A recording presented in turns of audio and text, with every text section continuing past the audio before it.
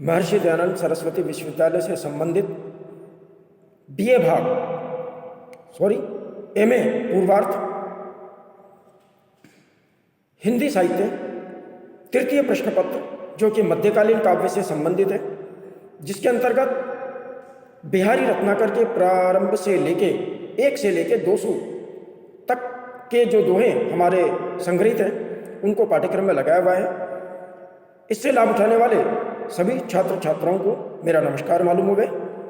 आज का हमारा ये जो एपिसोड है बिहारी रत्नाकर पर आधारित उनके जो कुछ प्रमुख दोहे हैं उन दोहों के ऊपर आधारित है।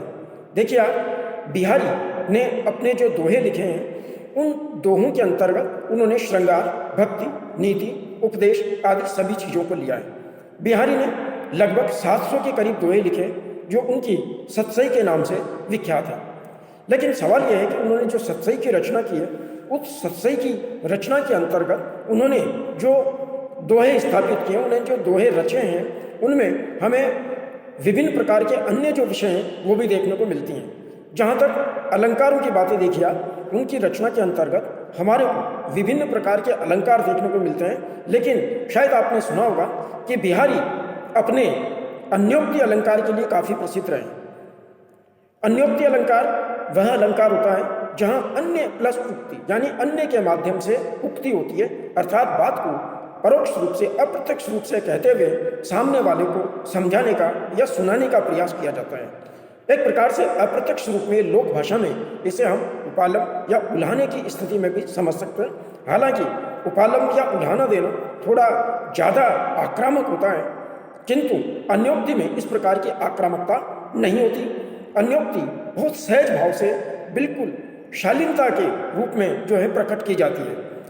देखिए, आपने सुना होगा कि बिहारी ग्वालियर के रहने वाले थे, लेकिन जयपुर के राजा मिर्जा जयसिंह के दरबार में वो आए थे। अब सवाल ये है कि जयपुर के राजा मिर्जा जयसिंह के दरबार में उनका आगमन कैसे हुआ। तो जयपुर के जो राजा थे उनकी उस समय नई नई शादी हुई थी, उनका नया विवाह हुआ था और वे अपनी नवविवाहिता के प्रेम में इतने तल्लीन रहा करते थे कि उन्होंने राजकार्य को देखना भी प्राय छोड़ दिया था। ऐसी स्थिति में जब बिहारी को इस बात का पता चला और वे जब जयपुर आए तो उन्होंने उनके राजा के राजमहल में जो मालिन थी, जो फूल लेकर के जाया करती थी, उस मालिन के हाथ में एक दोहा लिख करके उन्होंने भेजा कि नहीं पराग नहीं मधुर मधु नहीं विकास यही काल अली कली ही सो बंध्यो आगे कौन हवा। राजा ने जब ये दोहा पढ़ा तो उनकी आंखें खुली। कितना शानदार दोहा बिहारी ने उन्हें भेजा। क्या कहा कि नहीं पराग, भंवरे को संबोधित करते हैं। देखिए, भंवरे को संबोधित करते हैं वो क्या कहते हैं कि है भंवरे, है भ्रमर, नहीं पराग नहीं मधुर मधु, कि अभी तो इसमें पराग भी नहीं है, मधुर मधु भी नहीं है, और नहीं विकास यही काल, अभी तक तो इस कली का पूरी तरह इस समय तक तो विकास भी नहीं हुआ है, अर्थात कि अपने यौवन को भी प्राप्त नहीं हुई है। नहीं पराग नहीं मधुर मधु नहीं विकास यही काल अली कली ही सो बंध्यो। अरे अली, है भंवरे, तो अभी से इस कली से बंधा हुआ है, आगे कौन सवाल। तो आगे जब इसका विकास हो जाएगा, इसका यौवन पूरी तरह फूट जाएगा, ये कली जब फूल बन जाएगी तो आगे तेरा क्या हाल होगा। राजा को बात समझ में आ गई और तुरंत उन्होंने इस बात का पता किया कि ये मान ऐसा रचनाकार कौन है जो अप्रत्यक्ष रूप में संदेश देकर के मुझे इतनी बड़ी बात समझा गया। और माना जाता है कि इस दोहे को पढ़ने के बाद ही राजा जयसिंह ने बिहारी को अपना दरबारी कवि नियुक्त किया। और ऐसा भी माना जाता है कि उनके अपने जो पुत्र थे राम सिंह जी, उनके काव्य शिक्षा के लिए उनको शिक्षक के रूप में नियुक्त किया। बिहारी को एक एक दोहे के ऊपर एक एक सोने की अशर्फी इनाम मिला करती थी। तो इस प्रकार से जब 700 दोहों की रचना उनकी पूरी हो गई तो उन्होंने उसे सतसई के रूप में बाद में उसका संग्रहण जो है सतसई के रूप में किया गया। तो देखिए, बिहारी अपने अन्योक्ति संबंधी दोहों के लिए बहुत प्रसिद्ध रहे। आपने सुना होगा उनकी इसी प्रकार से एक और सबसे महत्वपूर्ण जो अन्योक्ति है वो बहुत ज़्यादा महत्वपूर्ण है। हम देखते हैं कि हमारे यहाँ पे राजा मानसिंह और जो हमारे राजपूत राजा थे तो मुगलों के प्रभाव के अंदर आकर के और वो जो है उन्हीं की सहायता करने लग गए थे और भारतीय राजाओं का साथ उन्होंने छोड़ दिया था।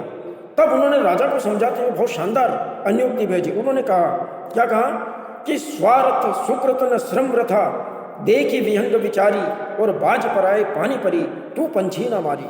कि हे राजा, स्वार्थ सुकृत न श्रमरता, कि नहीं तो इससे तेरा कोई स्वार्थ पूरा हुआ है, नहीं इससे तेरी कोई आवश्यकता पूरी हो रही। स्वार्थ सुकृत, और ये कोई सुकृत नहीं है, ये कोई सुंदर पुण्य भी नहीं है, अच्छा कार्य भी नहीं है। स्वार्थ सुकृत न पुण्य वृथा, और ये तुम्हारा जो पुण्य है ये व्यर्थ है, बेकार है, इसका कोई महत्व नहीं है। स्वार्थ सुकृत न पुण्य वृथा देखी विहंग विचारी।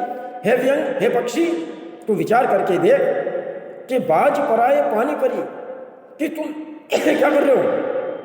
पराए पानी, पानी यानी हाथ, कि दूसरों के हाथ में पड़कर, पराए हाथों में पढ़ करके, पराए बाज के हाथ में पढ़ करके, बाज पराए पानी पड़ी। कि हे बाज, तू दूसरों के हाथों में पढ़ करके और क्या कर रहा है? तू पंछी ना मारी, इन अपनी बरादरी के पक्षियों को क्यों मार रहा है तू?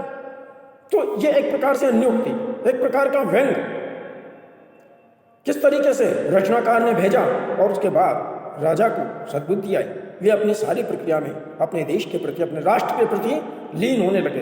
तो देखिए, कहने का मतलब ये मेरा कि बिहारी अपने अन्योक्ति अलंकार के लिए सबसे महत्वपूर्ण रूप में माने जाते हैं, और इसी प्रकार की अनेक अन्योक्तियाँ उनकी रचना में हमें देखने को मिलती है।